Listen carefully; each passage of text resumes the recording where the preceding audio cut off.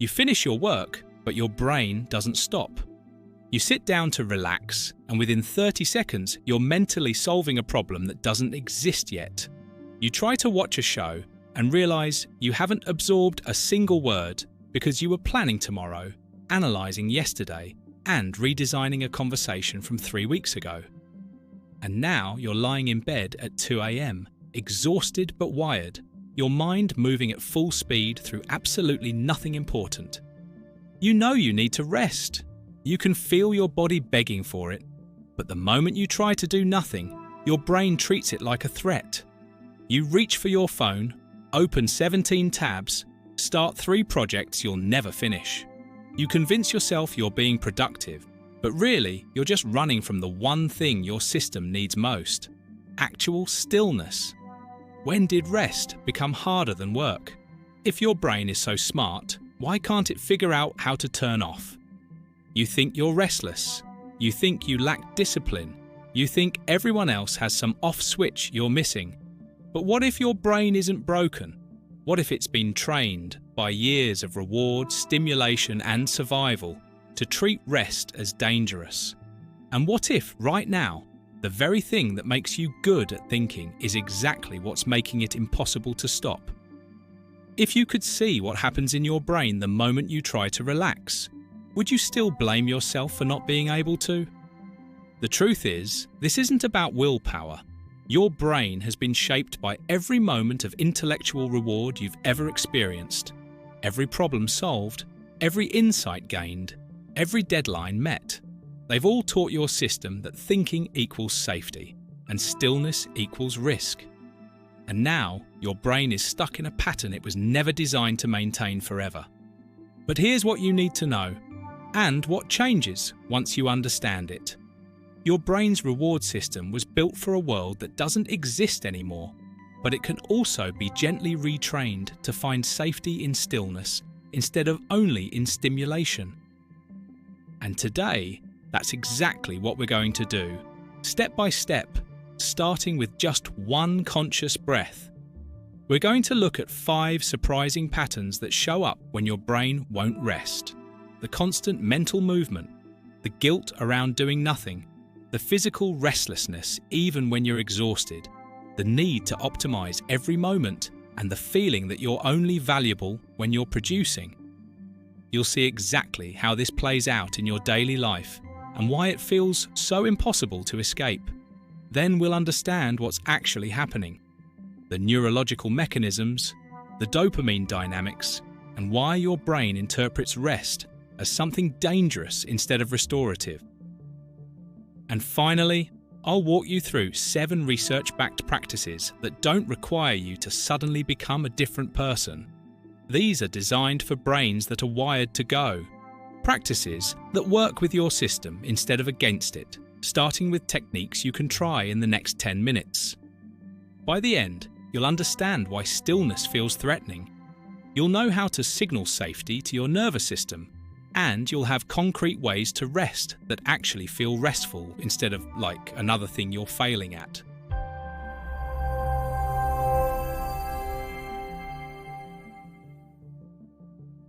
Think of your brain like a search engine that's been running queries for years without ever clearing its cache.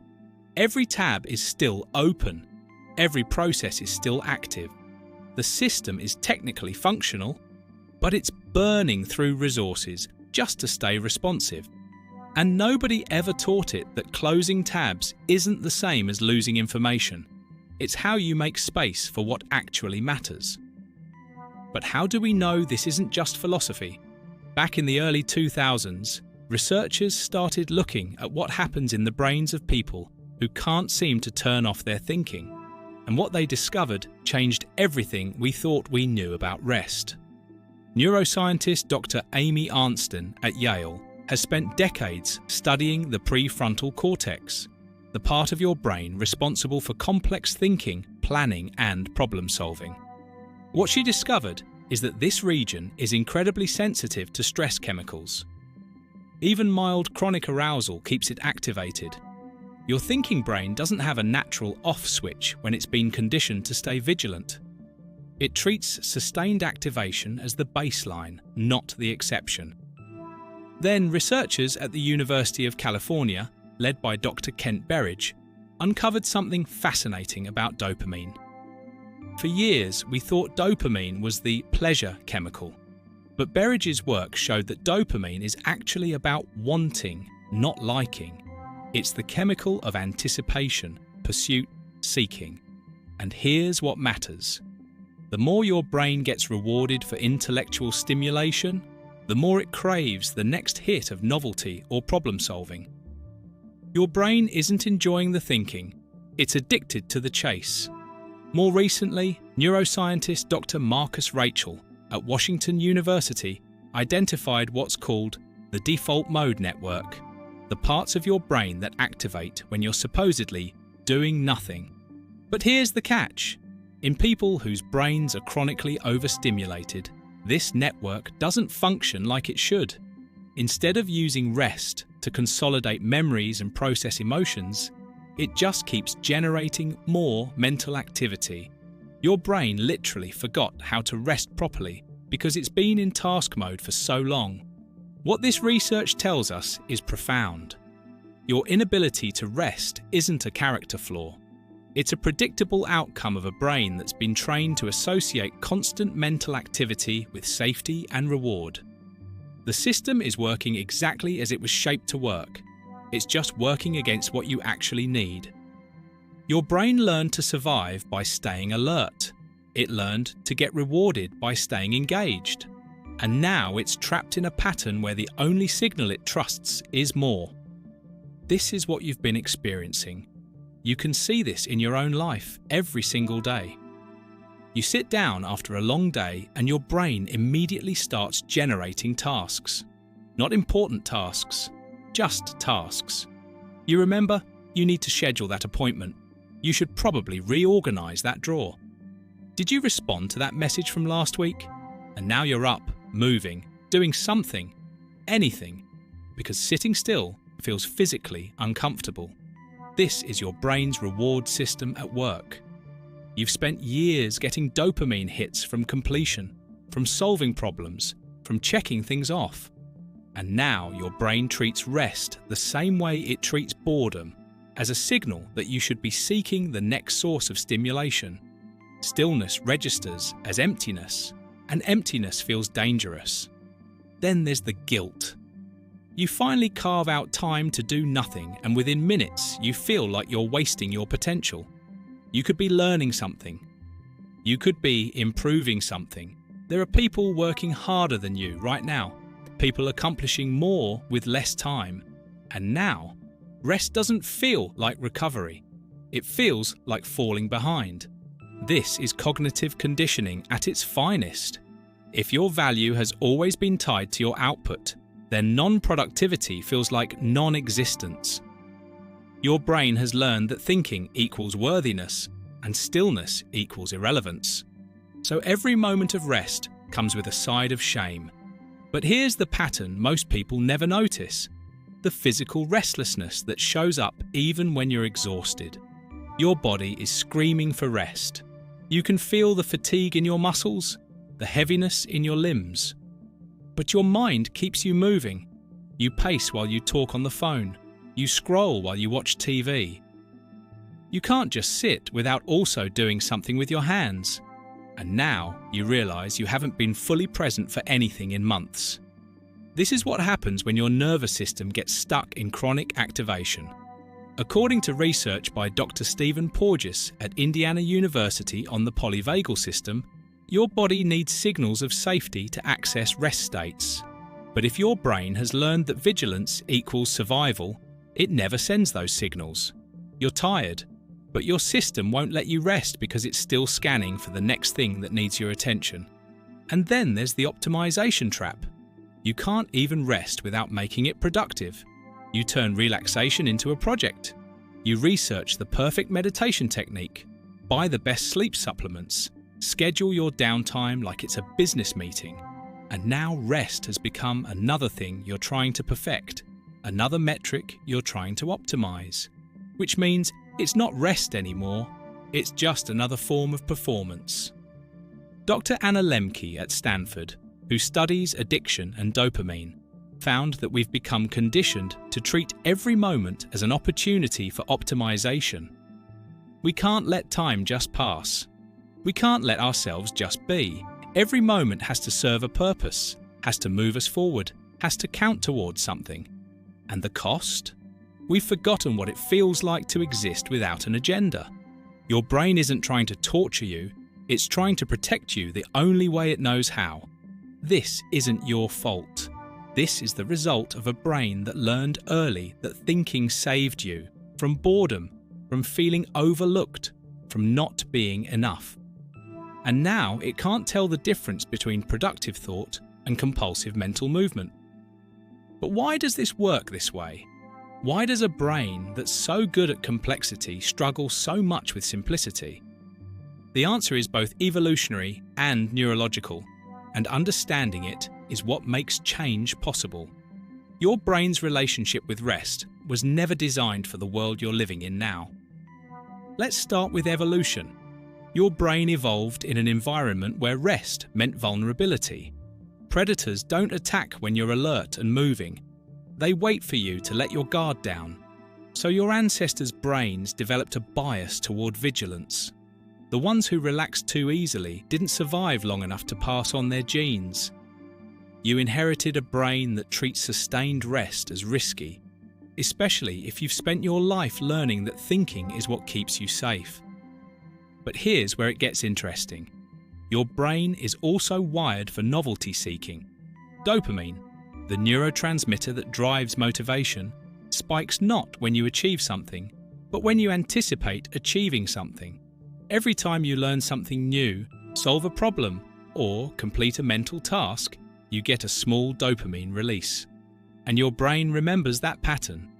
Over time, it starts seeking out those hits of novelty and completion compulsively. Rest doesn't provide dopamine, so your brain starts treating it like an absence of reward rather than a different kind of nourishment. Now add your personal history. If you grew up in an environment where your worth was tied to achievement, where love felt conditional on performance, where being smart was your primary source of safety, your brain learned something powerful. Thinking equals survival. Every A on a test, every problem you solved, every time being clever protected you from criticism or gained you approval, your brain reinforced the same circuit. Intellectual engagement equals safety. Stillness equals exposure. Dr. Judson Brewer, a neuroscientist at Brown University who studies habit formation, has shown that our brains create these loops through a process called reward-based learning. You do something, engage intellectually. You get rewarded, dopamine, validation, safety. Your brain remembers. Do this enough times and it becomes automatic. Now your brain reaches for mental stimulation the same way someone else's might reach for food or substances, not because you consciously want to, but because your system has learned it's the only reliable path to feeling okay. And then there's the cultural piece. We live in a world that glorifies productivity and pathologizes rest. Every message you've absorbed since childhood has told you that your value is tied to your output. Rest is laziness. Stillness is wasting time. If you're not optimizing, you're falling behind. So even when your body is desperate for recovery, your brain is screaming that stopping isn't safe. Because in the environment you've been swimming in your whole life, it's not. This is what you're up against. Not a broken brain, but a brilliantly adaptive system that learned to survive through vigilance and got stuck there. This is what you've been up against. A nervous system shaped by evolution, conditioned by experience, and reinforced by a culture that never taught you that rest is productive. But the moment you realize this, something shifts. You stop fighting yourself and start understanding what your brain actually needs. You stop seeing rest as weakness and start seeing it as the recalibration your system has been begging for. The goal isn't to suddenly become someone who never thinks. The goal is to teach your brain that stillness can be safe, that you don't have to keep moving to keep surviving. And here's the truth that changes everything. The same brain that learned to find safety in constant stimulation can learn to find it in conscious rest. It just needs clear signals that it's okay to stop. This takes patience, but it doesn't require you to become a different person. Here's how. Start with the simplest practice: conscious awareness of the urge to fill space. The next time you sit down to rest and immediately feel the pull to do something, just notice it. Don't fight it. Don't shame yourself. Just observe. There's the urge. Name it out loud if it helps. My brain wants to find something to do right now. This comes from Dr. Judson Brewer's research on mindfulness and addiction. When you bring awareness to an automatic urge without immediately acting on it, you start breaking the conditioning loop.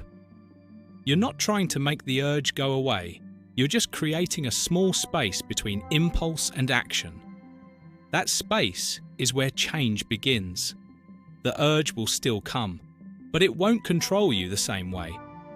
Try this right now. Notice if there's any part of you that wants to skip to the next section. Check your phone. Think about something else. Just notice. That's your brain's conditioning showing up, and you just witnessed it instead of following it. That's the skill. Once you've practiced noticing the urge, here's what to add. Active rest with dopamine design. Your brain won't accept stillness if it feels like deprivation, so you give it rest that still provides gentle stimulation, but the kind that calms instead of activates. Dr. Amy Arnstein's work on the prefrontal cortex shows that this region needs specific conditions to restore itself. Low-level engagement without pressure. Walking without a destination. Listening to music without analysing it. Moving your hands through water, through sand, through bread dough. Your brain gets just enough input to stay regulated, but not enough to spike into task mode. The key is removing the goal. You're not walking to get steps. You're not listening to music to discover new artists. You're engaging with sensation for its own sake. When you do this, your prefrontal cortex can finally stop managing outcomes and just exist. Here's a technique that works even in the hardest moments. Dopamine fasting, but practical. Dr. Anna Lemke at Stanford recommends periods of deliberate low stimulation to help reset your dopamine baseline. But you don't have to lock yourself in a room for 24 hours. Start with 30 minutes where you remove all screens, all tasks, all optimization. You can sit, you can lie down, you can stare out a window, you can exist without purpose. And yes, it will feel uncomfortable. Your brain will protest loudly. It will generate 17 reasons why this is a waste of time. That discomfort isn't a sign you're doing it wrong. It's a sign your dopamine system is recalibrating. You're teaching your brain that safety doesn't require constant seeking. The discomfort passes. What remains is a quieter baseline. Another powerful practice: transitional rituals that signal rest to your nervous system. Your brain needs clear markers that work mode is over and rest mode is beginning. According to research on circadian rhythms and habit formation, consistent cues help shift your nervous system states. Create a 10-minute ritual you do every time you're transitioning to rest. It could be changing clothes, washing your face, lighting a candle, making tea without looking at your phone. The specifics matter less than the consistency.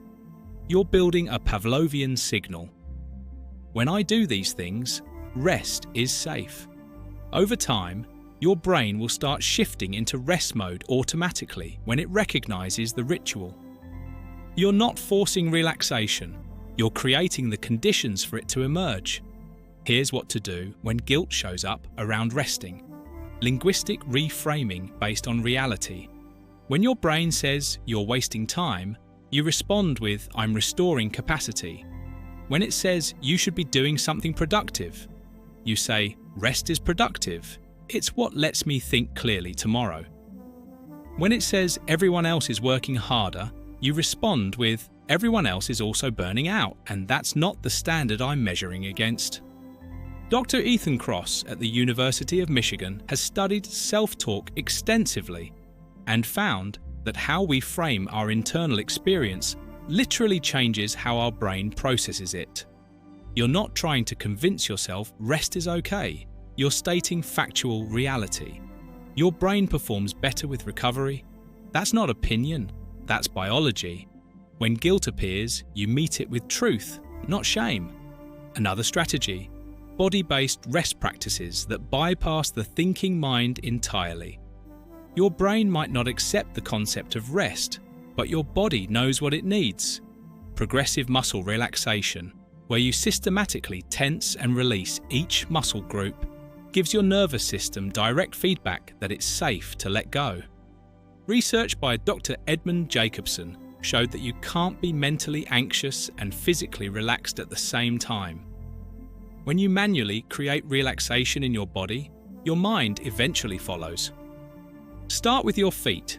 Tense them as hard as you can for 5 seconds. Release. Notice the difference.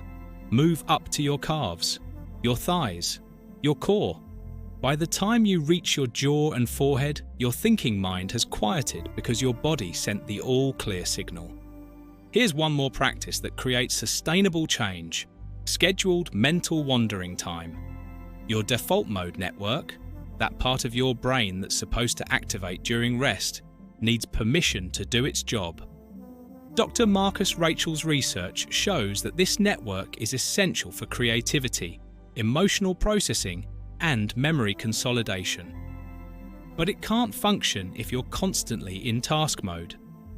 Set a timer for 15 minutes. Sit or lie down. Let your mind go wherever it wants without directing it. If it wants to think about something, fine. If it wants to daydream, fine. If it wants to solve a problem, that's fine too. The point isn't to empty your mind. It's to let it move without management. No judgment about where it goes. You're giving your default mode network the space it needs to do its maintenance work. This isn't meditation. This is supervised mental freedom. The last technique: strategic underscheduling with built-in buffers. Your brain won't rest if your calendar makes rest impossible. Look at your week and block out 1 hour per day where absolutely nothing is scheduled. Not meditation, not exercise, not relaxation time. Just buffer space where rest can emerge if your system needs it. This practice comes from understanding that rest isn't something you force. It's something you make room for. When your brain knows there's time, when it stops running from one commitment to another, it can finally exhale. And sometimes rest looks like doing nothing. Sometimes it looks like doing something unproductive just because it feels good. The point is, you're no longer running on fumes pretending you're fine. The goal isn't to become someone who never thinks. The goal is to teach your brain that you don't have to keep producing to keep existing. Research from Dr. Matthew Walker at UC Berkeley on sleep and recovery shows that rest isn't the absence of activity. It's a different kind of work your brain needs to do, and it can't do that work when you're in constant motion. The skill you're building isn't rest itself. It's the ability to recognize when your system needs it and give yourself permission to stop without guilt, without shame, without feeling like you're falling behind. That's the practice. That's what changes everything. We're not trying to fix you because you were never broken. We're just helping your brain remember that stillness isn't dangerous. It's the place where everything you've been searching for through constant motion has been waiting all along. This work takes time. It takes patience. And some days your brain will fight you on it because years of conditioning don't disappear overnight. But every time you notice the urge to fill the space and choose not to, every time you let yourself rest without turning it into a project, you're rewriting the pattern. You're teaching your system that safety doesn't only exist in stimulation, it exists here too, in the quiet. Before you go, what's one moment this week where you could let yourself just exist without an agenda? Drop it in the comments, not because I need to know, but because naming it makes it real. And if this resonated with you, share it with someone who needs to know they're not failing at rest. They're just carrying a brain that was trained to survive through thinking and forgot it's allowed to stop. Hit subscribe if you want more content that helps you understand yourself better without making you feel broken for being human. Here's what I want you to remember. Your brain's inability to rest isn't a sign that you're doing life wrong. It's a sign that you've been doing it alone, without understanding what your system actually needs. The fact that you struggle with stillness means you've been running on survival mode long enough that it became your baseline. But baselines can shift, patterns can change, and rest can become something you allow instead of something you fight. Try just one practice this week. Start with noticing the urge to fill space. That's it. Not resisting it, not judging it, just witnessing it. Because the moment you can see the pattern is the moment you're no longer entirely controlled by it. What if rest isn't something you have to earn? What if it's something your system has been desperate for all along, and you just needed someone to tell you it's okay to stop running? You're allowed to rest, not because you've done enough, but because you're human, and humans aren't machines. You're allowed to exist without optimizing. You're allowed to be still without guilt. You're allowed to let your brain stop managing everything for just a few minutes and remember what it feels like to simply be. That's not weakness, that's wisdom.